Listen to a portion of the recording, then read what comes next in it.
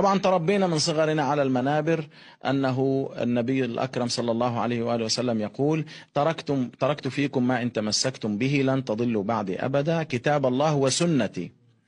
كنت أتناقش مع أحد الموالين فقال لي: تفضل، هذا شيك على بياض، شيك فاضي، جيب لي كتاب الله وسنتي من كتب الصحاح الستة. كتب الصحاح الستة طبعا عند المسلمين اللي هي البخاري ومسلم وسنن أبي داود وسنن الترمذي وسنن ابن ماجه وسنن النسائي، هو الستة يعني. نعم.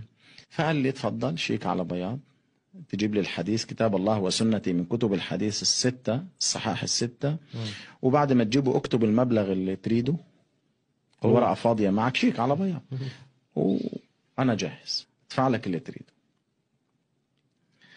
وأنا فعلا يعني رحت أبحث إلا وتفاجأ إنه مش موجود. كتاب الله وسنتي مش موجود في الصحاح الستة، مش موجود في الصحاح الستة، بس موجود بموطأ مالك. موجود، نعم، في موطأ مالك، نعم، في موطأ مالك من بلاغات مالك.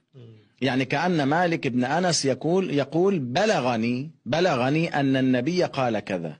بلغني يعني بدون سند، مرسل من البلاغات يعدوه كمان أدنى من الضعيف. ولكن نحن لا ننكر هذا الكلام، يعني نعتبر ما في مشكلة، لأنه حتفاجأ بعدين أنه اللي موجود في كتب الصحاح، اللي موجود في صحيح مسلم والنسائي والترمذي والمعجم الأوسط والمعجم الكبير وطبقات ابن سعد و يعني حلية الأولياء وينابيع المودة ومعظم كتب السنة والحاكم للمستدرك، عفوا المستدرك للحاكم النيسابوري، كلهم يذكرون حديث كتاب الله وعترتي. تواتر لفظي، تواتر معنوي ولفظي، هو المذكور وهو الشائع في كتب الحديث. يكفيك صحيح مسلم أو سنن الترمذي أو سنن النسائي يقول: تركت فيكم ما إن تمسكتم به لن تضلوا بعدي أبدا، كتاب الله وعترتي أهل بيتي لن يفترقا حتى يردا علي الحوض. عجبت لمن مر على هذا الحديث مرور الكرام ولم يلفت انتباهه هذا الحديث.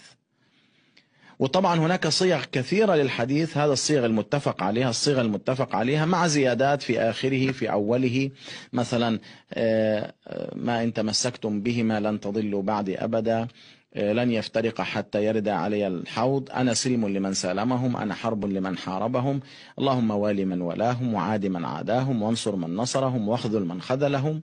وهكذا زيادات كثيرة جدا في الألفاظ، ولكن المتفق عليه أن الثقلين كتاب الله وعترتي أهل بيتي، مع تفسير وعترتي لأنه حيتلاعب فيما بعد في كلمة وعترتي، أما النبي حددها عترتي أهل بيتي.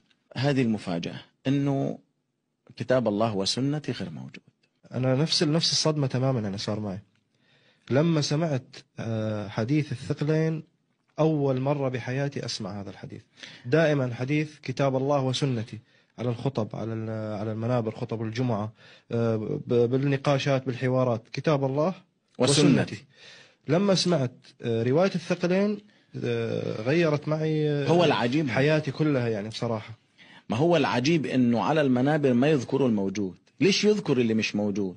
وحتى هو لو موجود في البلاغات او في الضعاف. ونحن على فكرة ما بننكر هذا الحديث، نحن بنقول انه حتى لو كتاب الله وسنتي موجود، فبالجمع بين الحديثين اذا السنة من وين ناخذها؟ من العترة، لأن النبي قال كتاب الله وسنتي وبعدين حدد لك وين السنة موجودة، كتاب الله وعترتي أهل بيت، اللي هي المرادف للسنة، اللي هم أهل الكتاب، أهل البيت، أهل الذكر، في بيوتهم نزل الكتاب. أنه يذكر لك على المنبر اللي مش موجود ويتغافل عن الموجود، هون الكذب البواح، هون الفضيحة الكبرى. والله يعني صدقا أنا طبعا من هذا الحديث وهذا الموقف مباشرة انتقلت